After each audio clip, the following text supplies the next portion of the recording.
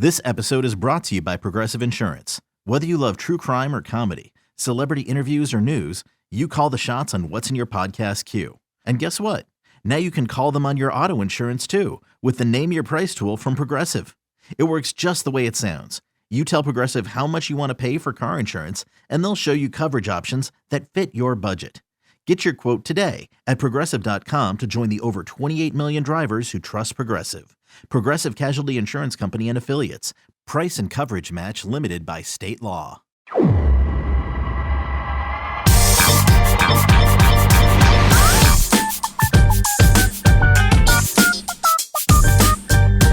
Hello and welcome to the latest episode of the Show Before the Show podcast, the official podcast of minor league baseball. My name is Tyler Mon, and in New York City, we have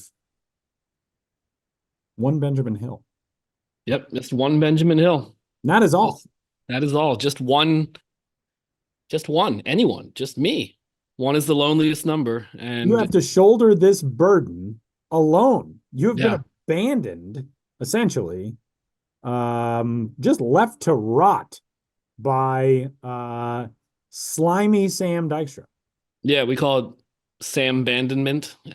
He is off in Florida covering the Grapefruit League.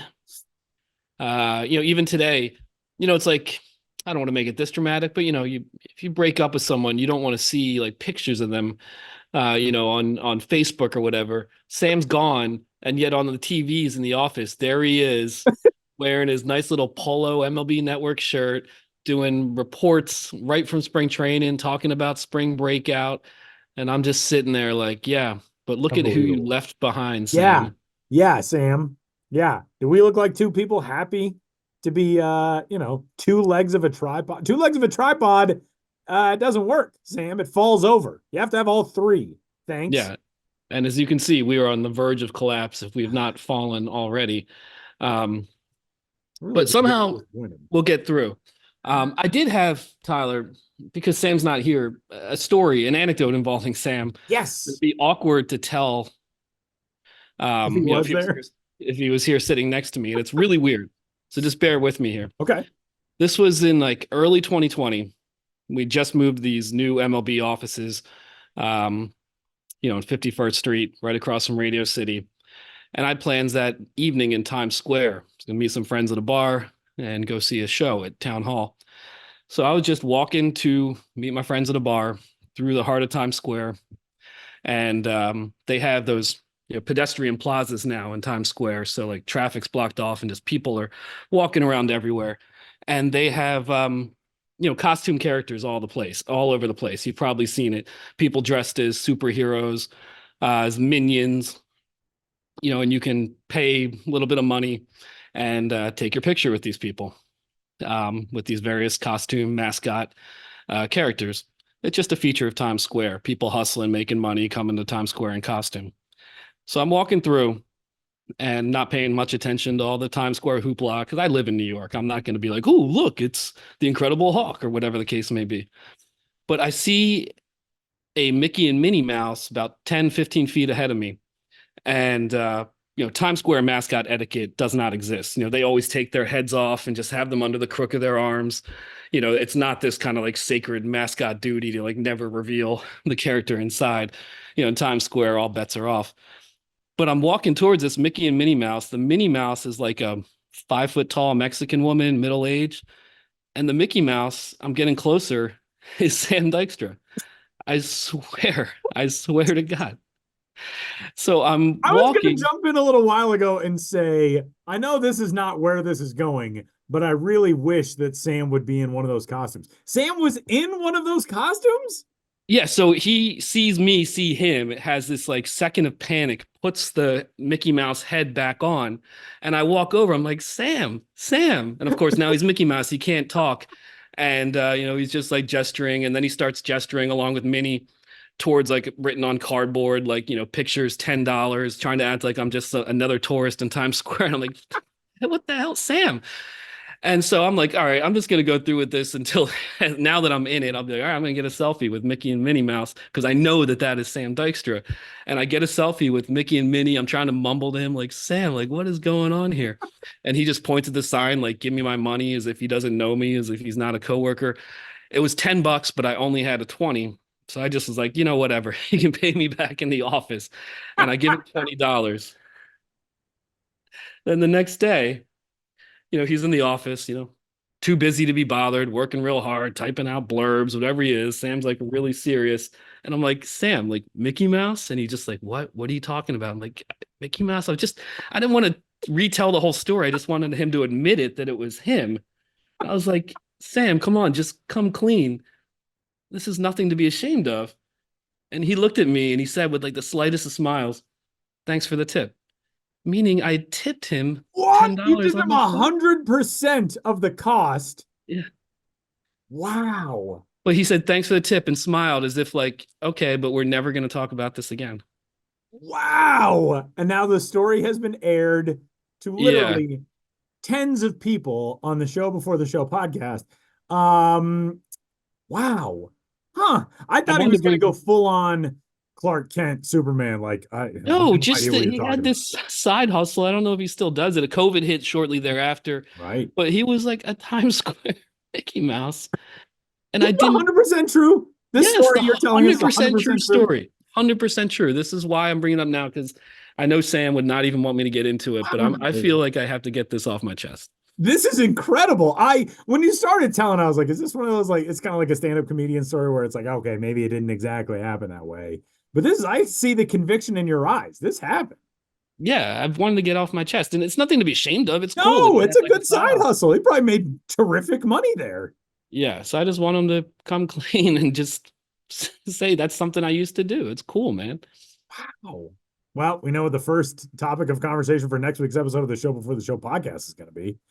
I'm just going to grill him under the light. I'm going to make you bring in some sort of spotlight that we can shine on to Sam as we dive into. Also, like, why Mickey Mouse? He's the world's biggest Charlie Brown fan. I don't know. Sometimes it just comes down to maybe costume availability.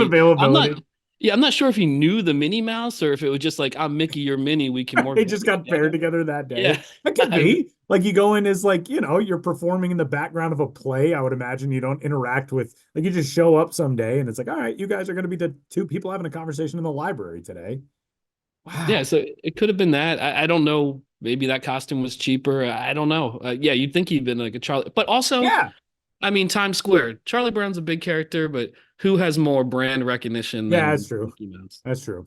Yeah, they muscled the Schultz people out of Times Square. You can't even get real estate there if you're a Peanuts character. You can only be Mickey or Minnie Mouse related. Yeah, they don't want a bunch of sad sacks going through existential crises.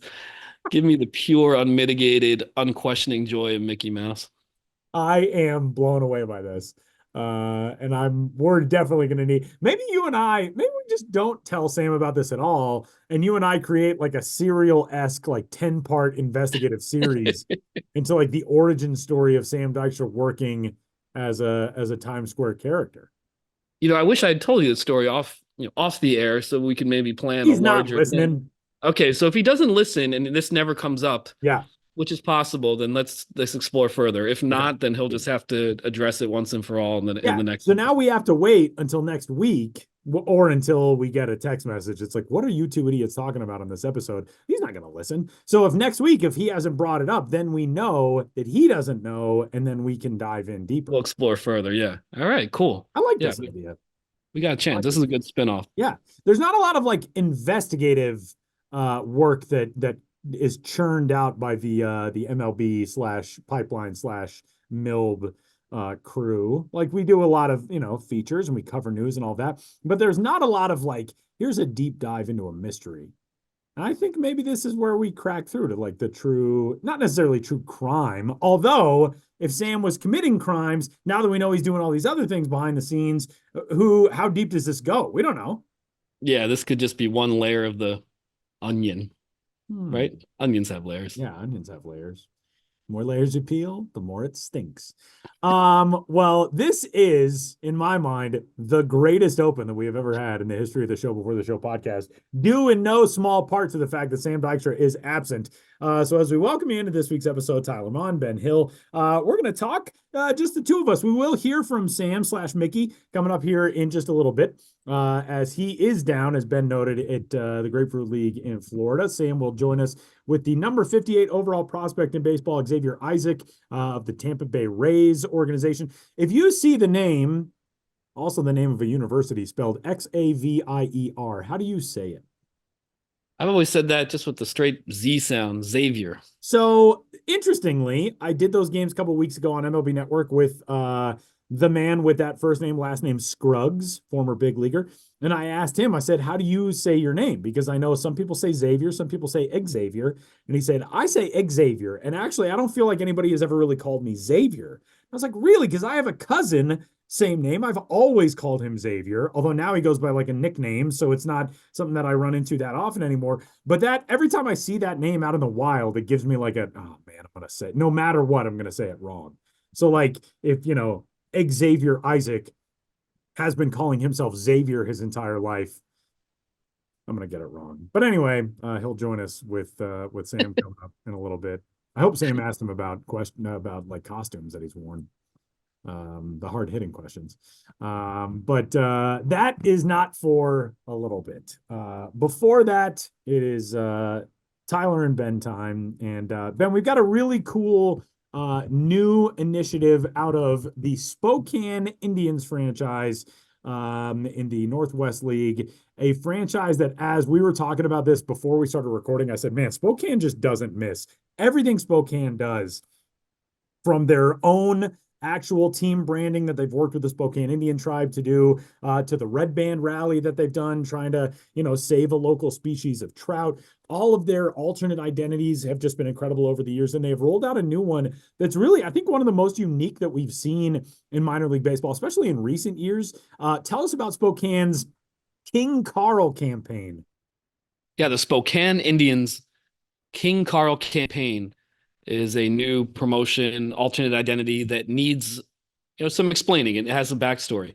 It is in honor of Carl Maxey, who was a championship boxer, went undefeated during his career at Gonzaga University, and from there became the first Black man to graduate from their law school, and then went on to a nearly 50-year career as a lawyer, where he was often advocating for civil rights causes on behalf of conscientious objectors. A man who took a stand throughout his whole life, operated out of Spokane, and had a big impact in that city as well. So the team is paying tribute to Carl Maxey with this King Carl identity, King Carl being his nickname when he was a boxer because he went undefeated. But there's a lot more going on there as well, as they're attempting to tell a story. There's all sorts of symbolism in the logo, which was designed by Brandiose. There's some baseball imagery. You see some baseball stitching in the glove. The glove is clenched, kind of like a symbol of resistance or Black Power symbol. The crown on the boxing glove is in the Black History Month colors, and so on and so forth. There's like a lot to unpack here, as they say, in honoring someone that is certainly well known, in certain circles and certainly in the Spokane region, but not the kind of alternate identity that you see. Oh, Spokane's being the King Carls. Of course, that's a tribute to the late Carl Maxey. It's one with quite a lot going on there. And Tyler, like you said, Spokane Indians, they're not a team that is always doing zany stuff, rolling out alternate identity after alternate identity. But when they invest in a certain premise in a certain campaign, they do tend to go really deep with it, make it very thoughtful. And this one is no exception. And the King Carl campaign is something that had been in the works in a long time. The team had originally talked to an activist in the community named Sandy Williams. And when I spoke to Spokane Indians Vice President Otto Klein, he told me, when we reached out to her, she was the foremost leader, the pulse of the Black community. She was uniting everybody in the Black community with this concept in mind. And then tragically, she passed away in a plane accident. We carried this on for Sandy. We carried it on for Carl. A portion of the merchandise that we sell will go to the Sandy Williams Fund for the Carl Maxey Center. That makes it double rewarding. So the team, in putting this together, partnered with the Carl Maxey Center, and they also partnered with the Spokane NAACP. And they had a really interesting rollout, and one I can't think of any real precedent for or correlation with in the history of me covering all these promotions and seeing alternate identities rolled out in so many different ways. But the full logo set made its debut in the Black Lens, the local Black-oriented community newspaper, in the Sunday, March 3rd edition. So that is where it debuted first. And then from there, the team put it on its social channels and, continued to tell the story. So again, something that took a long time to put together, has a great backstory behind it, honors a local legend, who's really impactful in the community, Carl Maxey. And there's a lot more they can do with it, I think, as the season goes on and as the years go on, when they continue this partnership and think of ways that they can, extend his legacy and his impact in the coming years and the coming decades. You used a word a little bit ago that I think really just hits the nail on the head with Spokane, and that was thoughtful.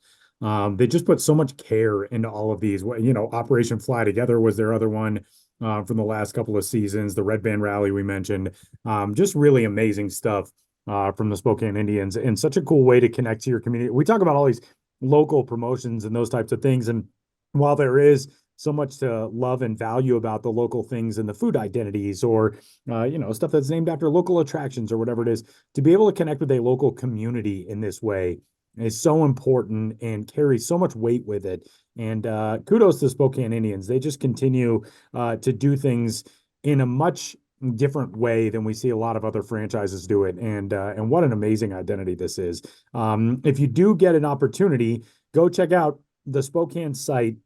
They have a breakdown of all the different logo elements in that logo, the boxing glove with the crown on it and clenched in the fist, and there's baseball stitching. There's a feather that's kind of very subtly included in the glove itself. There's the lacing on the glove is in the kind of looks like a CM, to evoke the initials of Carl Maxey. Just a really amazing effort by everybody involved with this one.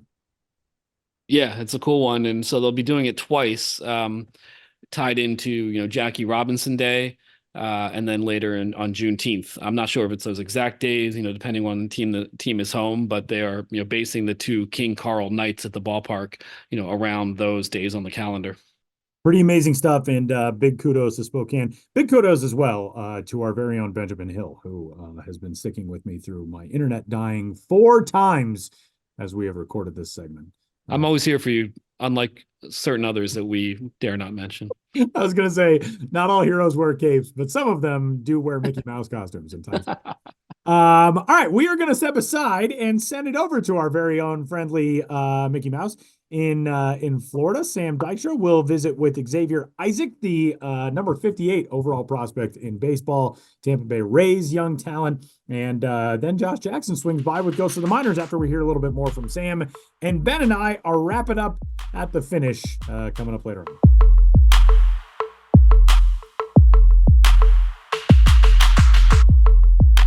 Feeling unproductive because of bad sleep? Better Sleep's customizable soundscapes soothe you to sleep like never before. Whether you like a gently flowing river, prefer the crackle of a campfire, or want a mix, you can create a sound just for you. And if stress and anxiety keep you awake, our guided meditations help you unwind for a restful sleep. And welcome to this SOS De-Stress Guidance. Join over 65 million users and download Better Sleep today.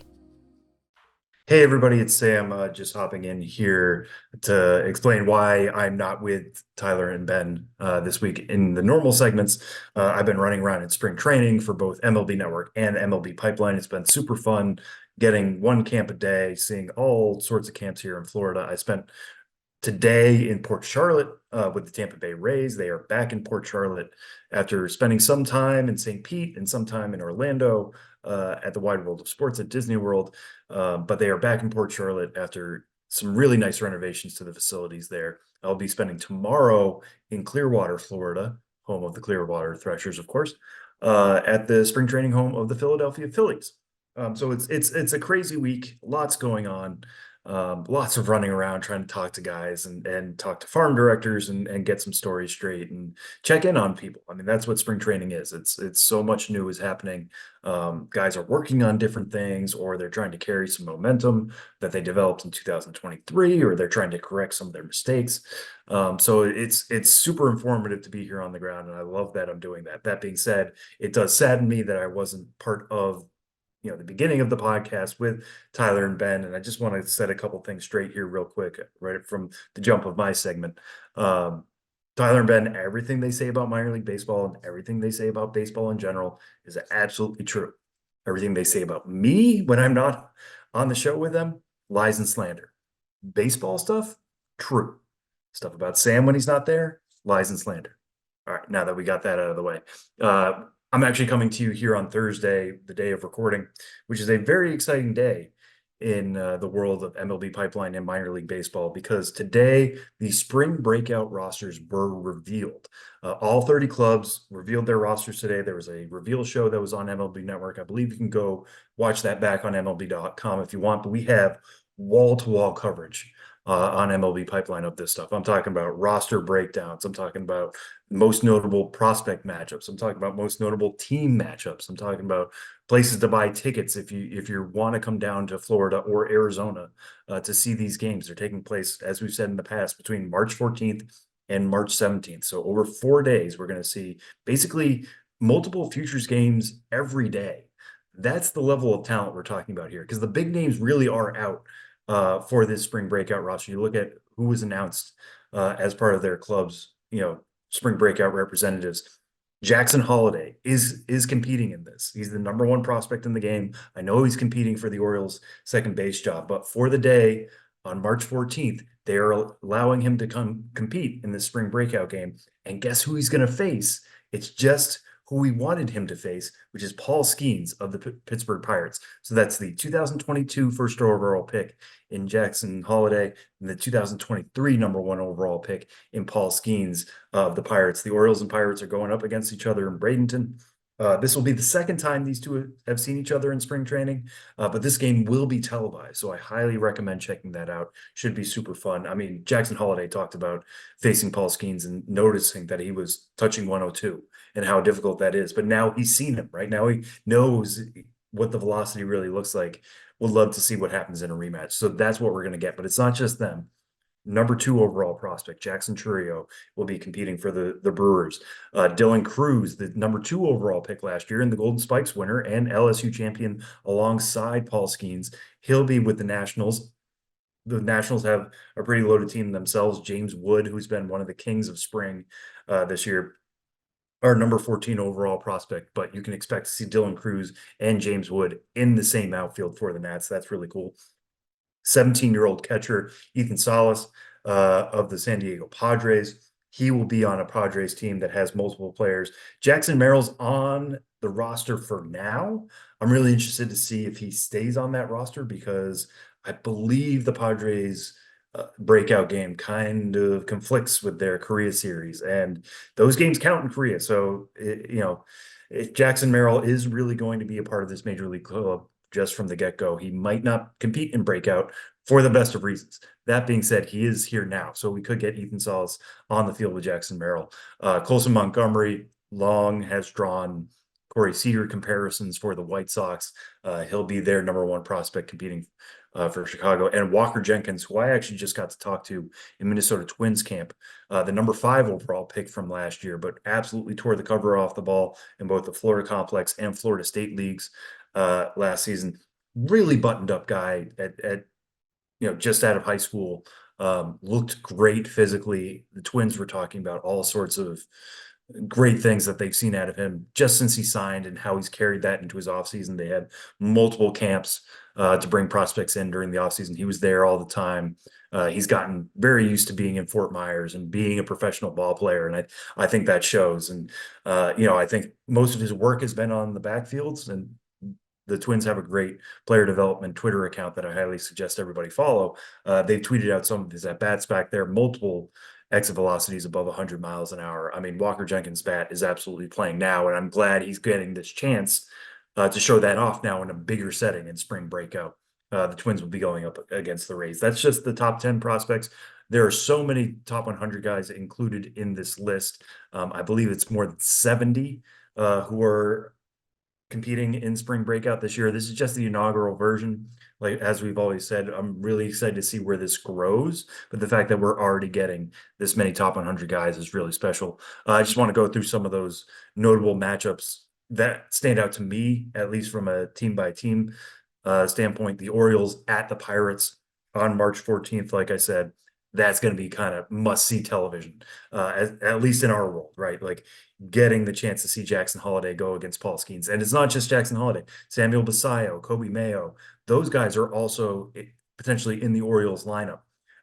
So them going up against Paul Skeens, but it's not just Paul Skeens on the pitching side for Pittsburgh either. Anthony Solometo, Bubba Chandler, 2 more top 100 arms. I mean, both of these teams, their strengths really butt up against each other. The Orioles, it's with bats. The Pirates, it's with arms.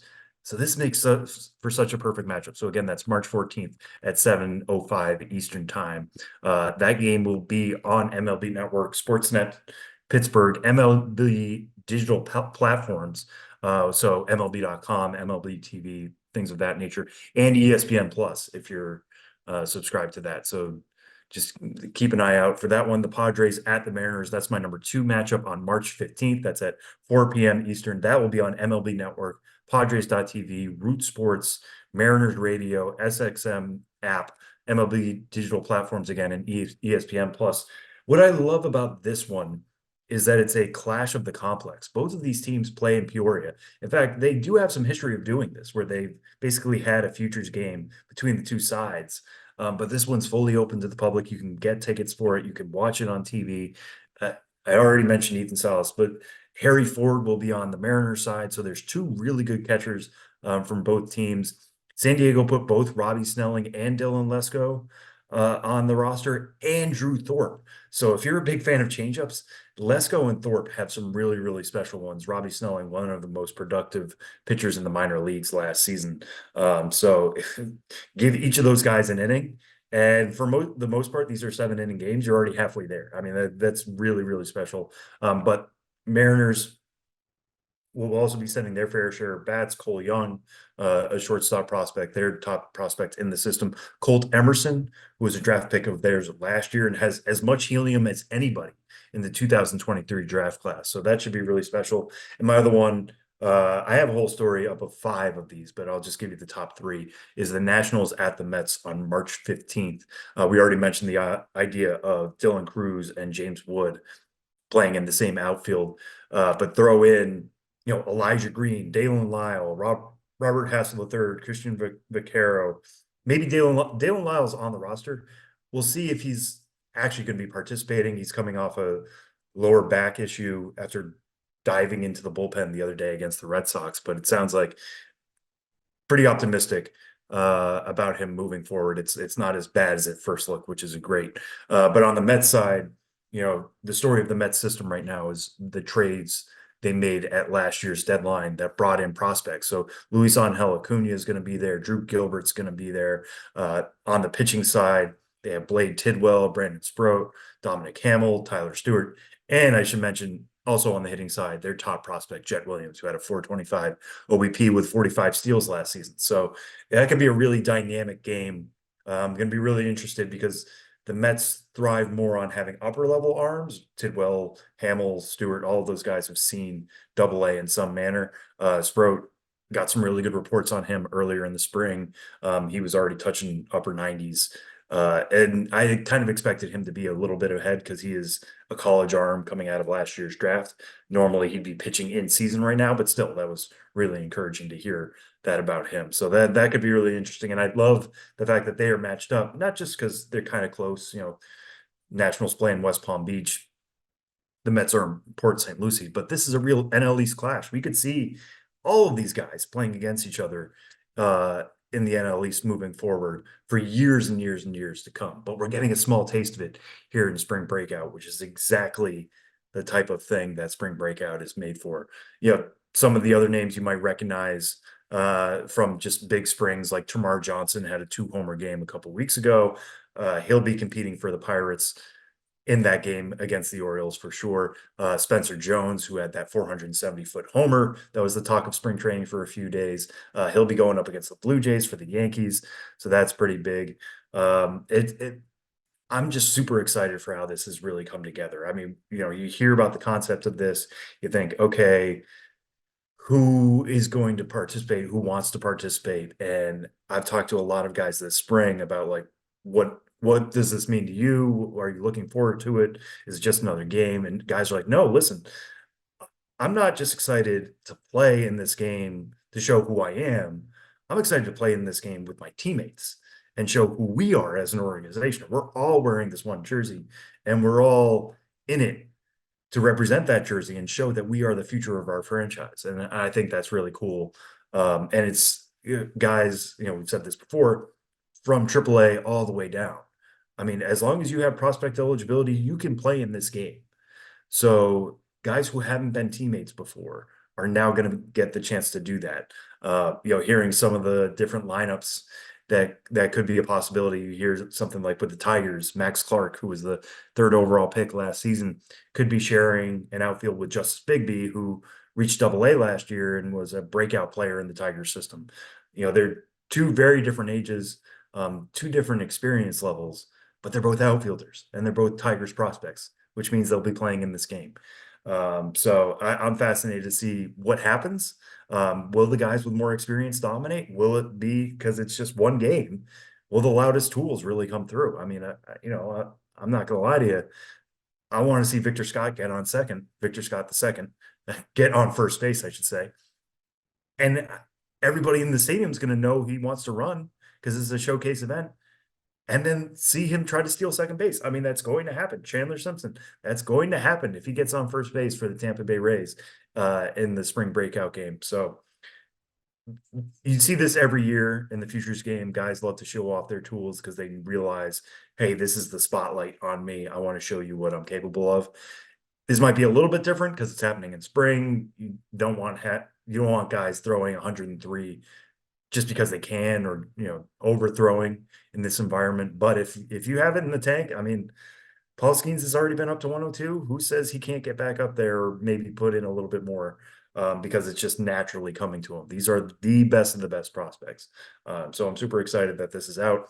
We'll have more coverage of this, maybe a bigger preview of it next week, or a more specific preview even of it when I'm back with the guys next week. And then, we'll have full coverage of what happened in the breakout 2 weeks from now after the games wrap up on March 17th. But keep your eyes peeled. MILB.com, MLB.com/pipeline, MLB.com in general. There will be beat writers at every game covering this stuff. I'll be at some of the games. I'll even be broadcasting one, and I'll have more information about that next week. But yeah, go check everything out. Like I said, wall-to-wall coverage, so many different angles and ways to perceive this type of thing. And I'm super excited that it's off the ground. So that being said, now that is established and we now know the rosters, like I said earlier, I was in Rays camp earlier today, and I kind of wanted to catch up with somebody who I knew would be playing in the spring breakout game, and that is Xavier Isaac, who is actually our number 58 overall prospect. He was a first-round pick of the Rays in 2022, but was a little bit of a surprise, and we get into that. But just to give you a little bit more background, a lot of people didn't think he was a first-round talent. He was a first baseman. He was quite a big first baseman. He had some power, but didn't play a lot on the showcase circuit, and he'll explain why that was true. So teams didn't really see him. But the Tampa Bay Rays, when they like somebody, they go out and get them, and they have their reasons for liking him. And they decided to take him in the first round, kind of shocked the industry by doing that, signed him to a deal, signed him away from Florida, and brought him in first full season. I mean, their optimism in Xavier Isaac seemed wholly justified. He had 19 homers last year, which, it's not 30 homers from our first baseman, but you got to remember this is a guy who was playing prep ball just a year before and had limited experience due to injury. Reached high A by the end of the year, had 6 homers in 12 games with high A Bowling Green. So he's ticking all the right boxes. Everybody I talked to with the Rays raves about the changes he's made in terms of his physicality. He's more athletic than he was on the day they drafted him. And it seems like he's gonna still be a first baseman, but he's gonna hit as much as you need to be a really, really good first base prospect. So all of that said, here is my conversation with Rays first base prospect, Xavier Isaac.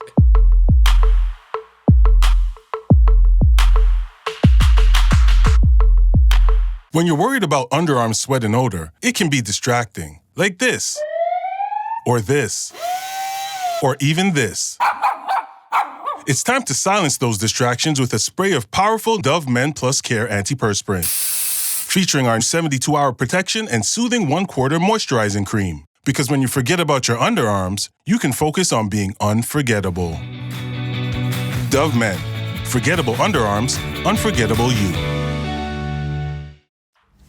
All right, Xavier, thanks so much for doing this. First off, this is your second spring training. What has it been like to be back here and know how this process kind of goes at this point? Yeah, it's actually like really my first spring training, honestly, seeing the big leagues and the minor leagues together. So it feels good to be back in Port Charlotte, of course. I mean, we were in Orlando last year, just the minor league guys, but I had some fun there. It wasn't like the full experience of spring training, so now I'm really getting the full experience, and I love it. So yeah, I was going to say, is there any small part of you that misses Disney World? Yes, I love it. I do miss the area, of course. There ain't really nothing to do around here, but you just got to lock in and just lock into baseball down here, and it's so much better. Facilities are way better down here, and just seeing the big league guys and just seeing the time and see how they, work and stuff. So yeah, what's something you've picked up from just being around those folks?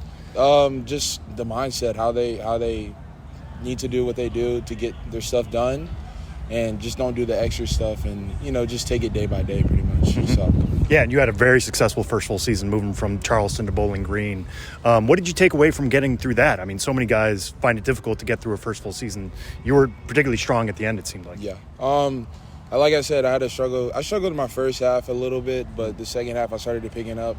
Just found that routine and just took it day by day and just started being a tiny bit more aggressive at the plate, and then everything just started working out, and just, like I said, take it day by day, and just everything planned out as well. So yeah, do you feel like you were being too passive in the first half? I think so. I was just trying to walk a tiny bit more, not swinging at the pitch that I want pretty much, and just trying to make a good at bat every time instead of just trying to end the at bat there. So was that a feel thing, or was that something you saw in data? Like, how did that kind of come about? I think it was a feel thing. I just see myself getting down 0-2 a lot, and I was like, all right, I need to start being a little bit more aggressive on that first or second pitch. So after that, started getting that fastball where I wanted it, and everything's just started playing out. Yeah, do you remember one specific at bat or one specific game where it was like, oh, everything's clicking now? Probably in BG, probably Bowling Green when I had a 2-run home run in Bowling Green. I don't remember the day, but it just felt like I couldn't miss a ball. It was just, I love the ballpark. Everything flies out, and it was perfect, man. Yeah, I was going to ask, because you had 6 homers in 12 games. I mean, that's a crazy run. Was that just something the way they were pitching you, or was just getting hot at the right time at the right level? I think like I said, I was getting hot at the end. So, yeah. I mean, that has a part of it. But at the same time, I think the pitching is a little bit better and a little bit more around the zone. And I think, the changeups that are a little bit down, I can still get to those balls and not low A guys throwing 100 miles an hour up top of the zone and then just locating one inside on you. So they were really, you can really lock in on the pitcher and know where they're going to throw it, and they're a little bit more precise. And then Bowling Green, I mean, the ball flies there, man. It's just, it's money. So, I mean, everything just worked out where it was. So. Yeah. And what kind of momentum does that give you going into the offseason? Or does it give you any momentum because now it's the offseason, you're not playing as much? Oh, a lot of momentum, man. It's just looking forward to next year. I mean, it's like I ended off great, so let's do it again pretty much. So I just knew going into this offseason, just do the same thing, keep working on, what you've been working on. So it's like everything's been going well, so. Yeah, and I remember talking to some folks with the Rays last spring, and they said they were really impressed by how athletic you were coming into camp. What were you doing to kind of focus on that, coming from the high school ranks where this wasn't your everyday job, to all of a sudden having to really focus on athleticism? Yeah, I knew coming into my half year how big I was. I couldn't do it for 110 games. So it was that first year off season, just try to get the body right, diet, not focus too much on baseball, and just get the body right. And it worked out, and I knew going into these 110 games is going to be a long year. So it's just, like I said, take it day by day and just stick to your routine, and then it planned out. So.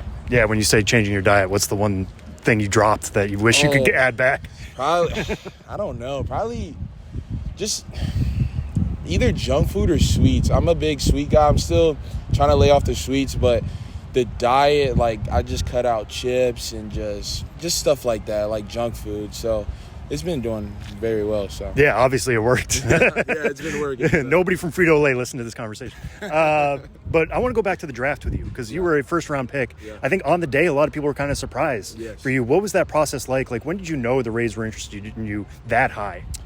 I wasn't. I mean, not till they drafted me, really. Yeah. It was either the Rays or pretty much go to the Florida Gators. So it was, are they going to pick me or not? And I did get hurt my junior year, so they didn't have a lot more information on me. So it was kind of a risky pick, like everybody thinks of. But it pretty much played out where they wanted it. So, I mean, I knew getting into the draft, it was a win-win situation for me. So. Yeah, and that was a foot injury you were dealing with? Yeah, I was a left fibula injury on my ankle. Yeah, I broke it. So. Yeah, and I mean, obviously, broken left foot is going to affect you, but like, what did it how did that affect your mindset through the whole process? Because normally guys are showing up at showcases, they're doing all that kind of stuff, and you have to be on the sidelines. Yeah, I mean, they were calling me to literally 3 days before the tournament. Yo, are you good? Like, can you get out here? I was still in a cast at the time. I can't move. Like, it sucks. But I took honestly, it was a little bit depressing, of course, just to see my guys out there playing and I'm not out there. But I also took time off to myself and enjoyed my family. I haven't seen my family in the summer probably a lot, and we just always be traveling. So it felt good to be home, see my family a little bit more, and just honestly just started recovering, trying to get back into the next season for high school. So yeah, and you were saying it was either the Rays or the Gators. So were the Rays the only team really contacting you before the draft, or? No, there was a lot more, maybe 10 to 15 teams, not too many, but the Padres were heavy on me.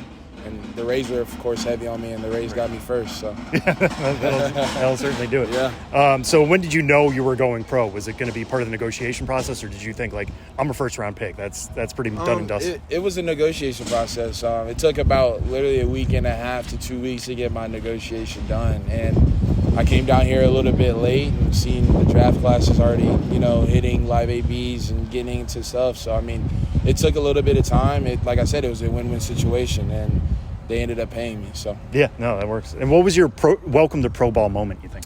Welcome to pro ball, man. I mean, I feel like I had a lot of those in the first half. Honestly, probably breaking. I think I broke maybe 6 bats in a week or something crazy.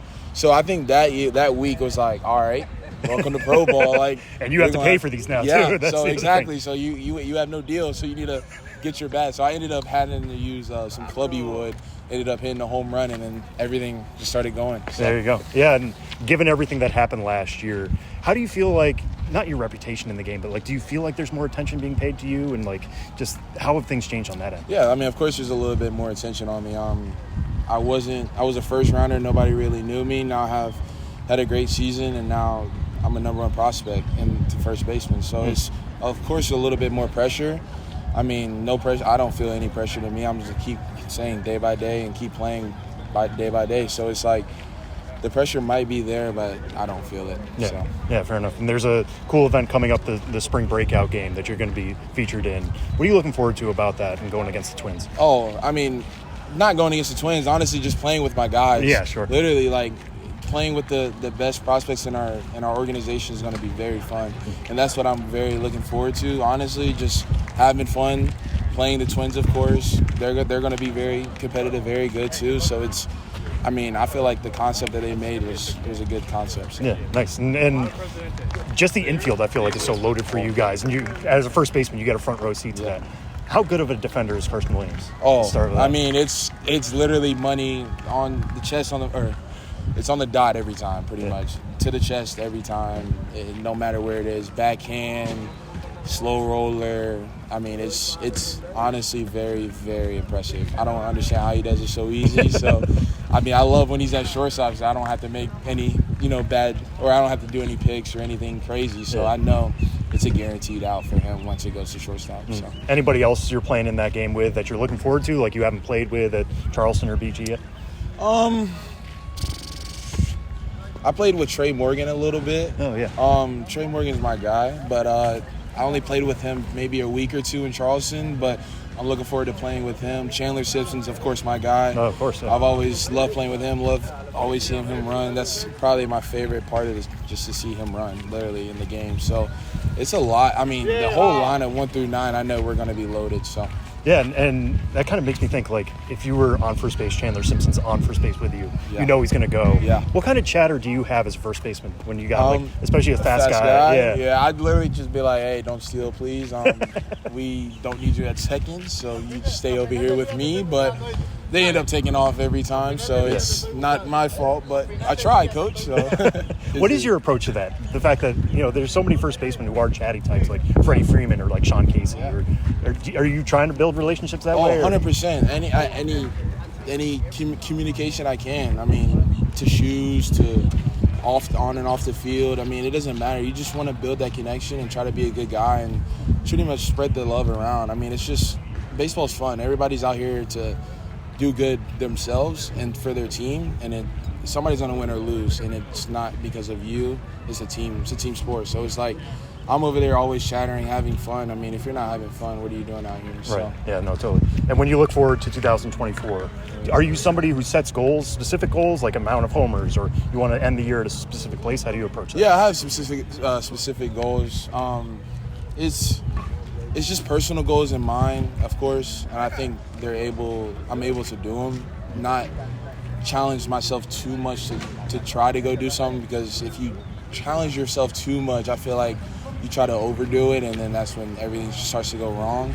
So I'm saying, just literally my goal this year is try to hit a consistent ball to left center, home run every time. And it's everything else. That's pretty much it. And I know my power will play, the contact will play, and the hitting will play. So that's just an approach. It's nothing really, no goal, no stats, nothing, because the stats are going to play out how they are, and you can't change them. So I just played, at bat by at bat. So it's day by day. Yeah, why left center in particular? You feel like you're best when you're trying to go back up the middle? Yeah. You just want to stay up the middle. And once you start to feel like you're pulling everything, that's when everything starts to go wrong, and change-ups outside start to, leak out, and you start to be out in front. So it's try to pretty much just stay back and hit the ball literally left center every time, center field every time, and then sliders would play out. So. Yeah, totally. All right.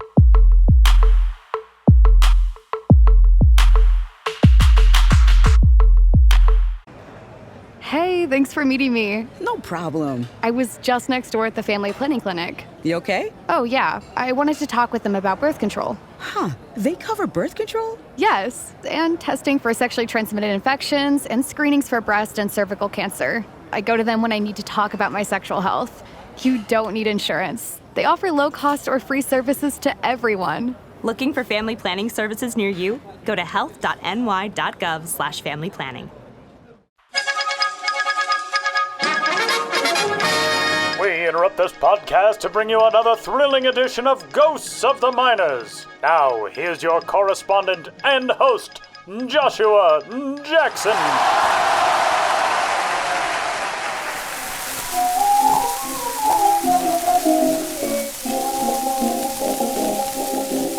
Welcome back to Ghosts of the Miners, in which all of you out there in radio land must identify the legitimate historical ball club or player hiding amidst the fraudulent pair. One once played in fields of green. The others could only be found in fields of delusion. In the last segment, I asked you which of the following minor league baseball players did at one time exist.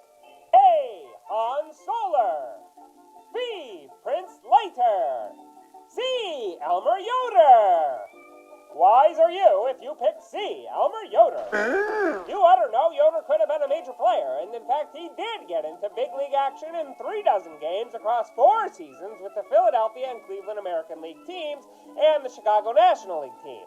But it was on minor league teams that Yoder exhibited Jedi-like qualities. He entered pro ball in the first year of the Warren G. Harding administration and kept playing until the 10th year of the Franklin Delano Roosevelt administration.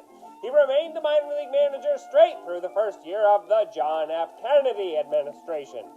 Yes, Yoder was a baseball lifer. He never let a day go by without thinking about the game. He is also the subject of an excellent entry by Chris Rainey in the Sabre Baseball Biography Project, which describes him as a member of the Pennsylvania Dutch community who, in the off-seasons throughout his baseball career, worked as a butcher. Discovered as an undersized shortstop with speed, playing for a Pittsburgh area industrial team, Yoder spent the winter of 1920-21 in a league far, far away, the Canal Zone League in Panama.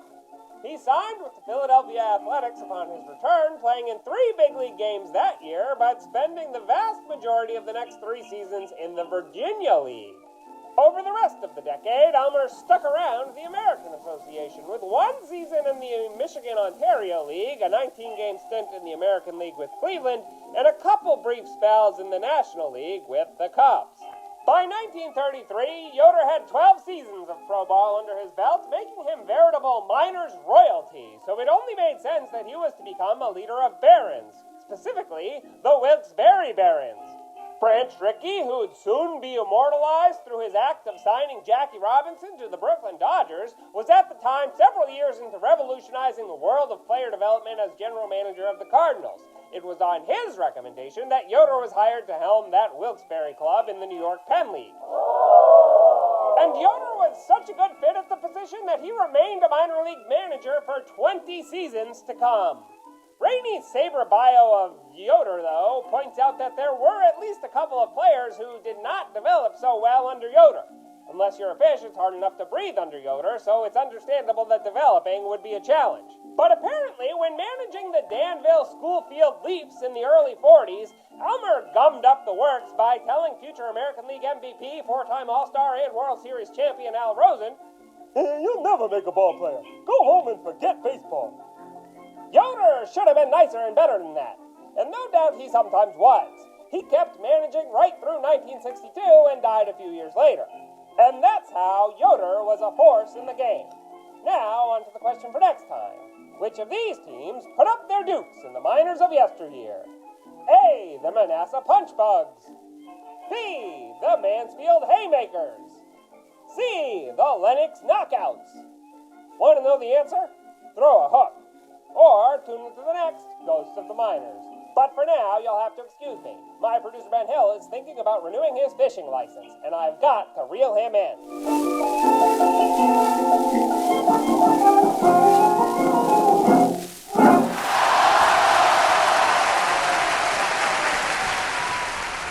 Final segment, we think, of this week's episode of the show before the show, depending on if my internet connection holds out. Remember, like, when you and I were kids, and, like, if you could get, like, one interrupted 10-minute stretch on the internet, that was, like, a miracle. And now my internet dies while recording things. You know, I'm watching live, real-time video of you from 2,000 miles away, and the internet's dying, and I'm like, stupid internet. This is ridiculous. It's kind of amazing how far we've come. It is, but we'll always find a way to complain and not take Absolutely. it for granted. That is the key aspect of human nature, and I'm right there with you. This has been an agonizing behind-the-scenes recording of this episode, but hopefully it will not show in the final product because we're all professionals, and it's still fun. It's still fun to talk about minor league baseball. Yeah, each and every week. Let's say that.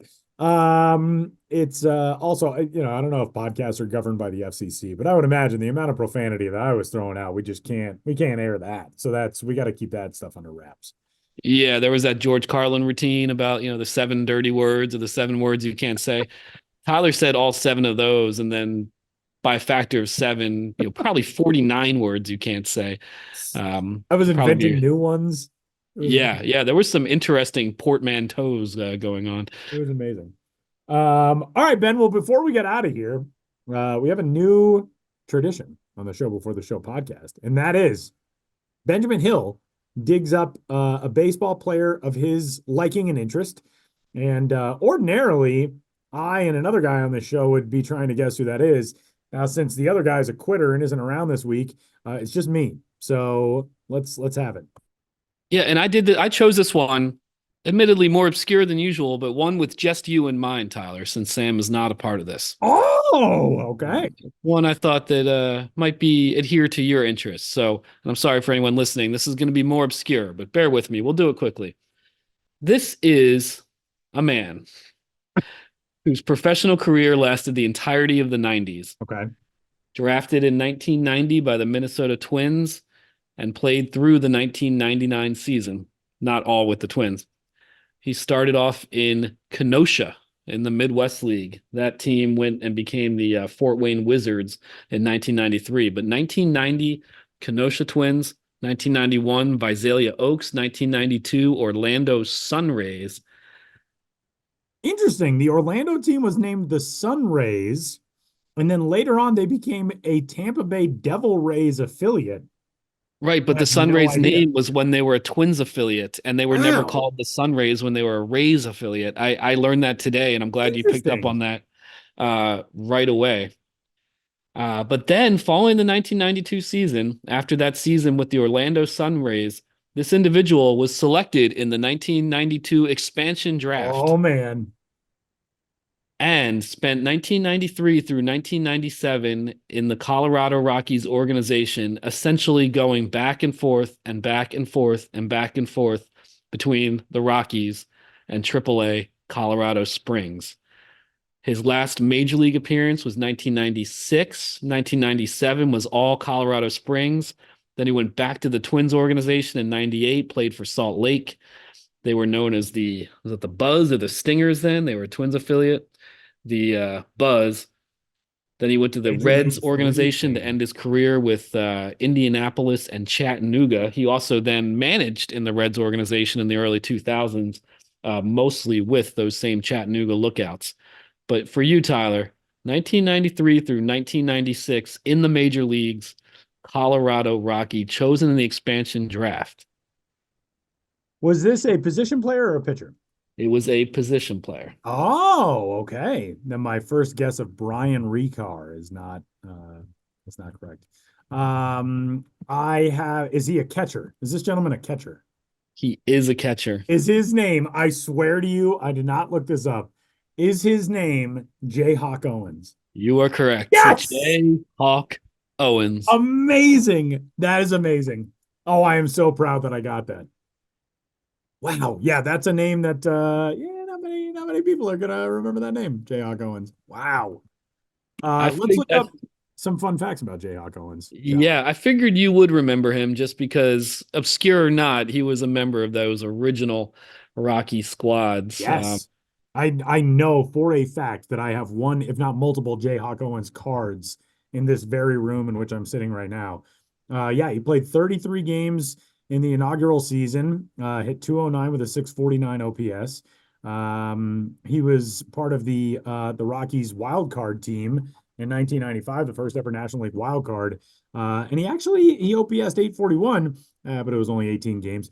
And then he played 73 games the following year with an OPS of 705. I did not realize that it was such a brief burst of light for Jayhawk Owens. He didn't even play a full major league season among his four. He only played in 130 games.